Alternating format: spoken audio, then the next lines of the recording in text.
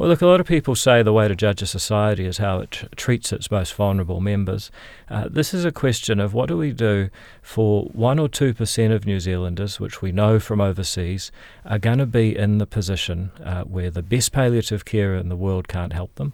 They're at the end of their life, they're suffering, they're clear in their mind, they want a choice. Do we say, as the status quo requires, sorry, bad luck, you must suffer under the laws that we've put in place?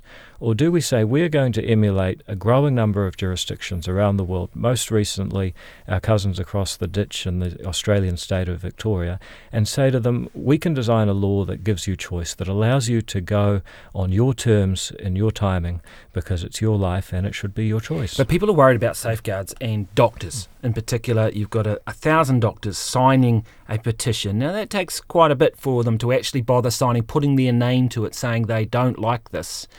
That is significant, isn't it? Well, certainly we've been keen to listen to the medical profession, but I think we do have to put this in a bit of context. There's 17,000 doctors in New Zealand. I'm not saying all the ones that haven't signed are in favour, but it is true that a large portion of doctors, around about a third, have said that they're in favour. Now, bear in mind, this is something that is currently illegal, so for doctors in large numbers to say they're in favour, I think is also significant.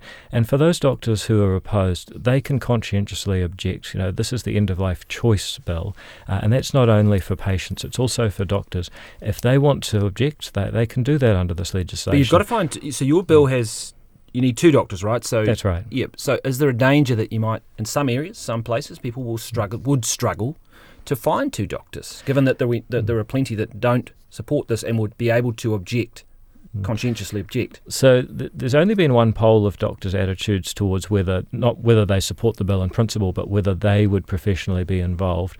Around about 1 in 6 have said that they would. So if you take that poll, you've got about 3,000 doctors up and down the country who have said, yes, I could potentially be involved in administering assisted dying if it became legal.